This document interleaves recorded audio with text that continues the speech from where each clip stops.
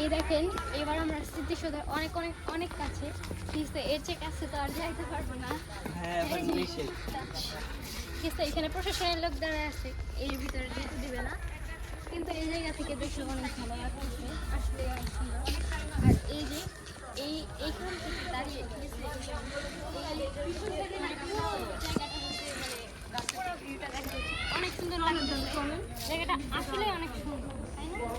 এদিক থেকে দেখো অনেক সুন্দর লাগছে। একদম পিছিয়ে যাও। ভিউটা অনেক সুন্দর।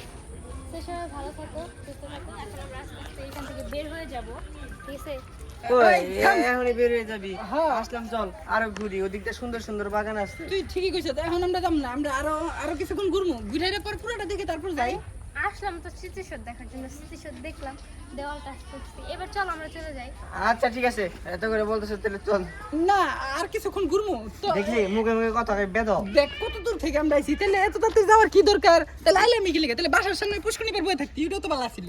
এই তোরা যদি ঝগড়া করার জন্য আসছিস তাহলে, আর তোর বাসার সামনে ওই পুষ্করণী পাড়, আর এইটা কি আলাদা? দেখতেছস এই জায়গাটা কত সুন্দর, এই জায়গার আসলে কি বলবো, এই জায়গার কোনো বর্ণনা দেওয়ার মতো না। আর এর জন্য তুই কিন্তু- কোনো কিছু পার্থক্যই বোঝে না, কোনটা ভালো জায়গা আর কোনটা খারাপ জায়গা। আচ্ছা তোর কি দেখ ঝগড়া? তুই সব কথা কিন্তু আমার দিস না গেলাম, আর ফাত মার খাবি কিন্তু তুই এখন। ওই ওর কিন্তু ঝগড়া আমি না সত্যি করে কি মারবো। তোরা থাকতে পারিস না?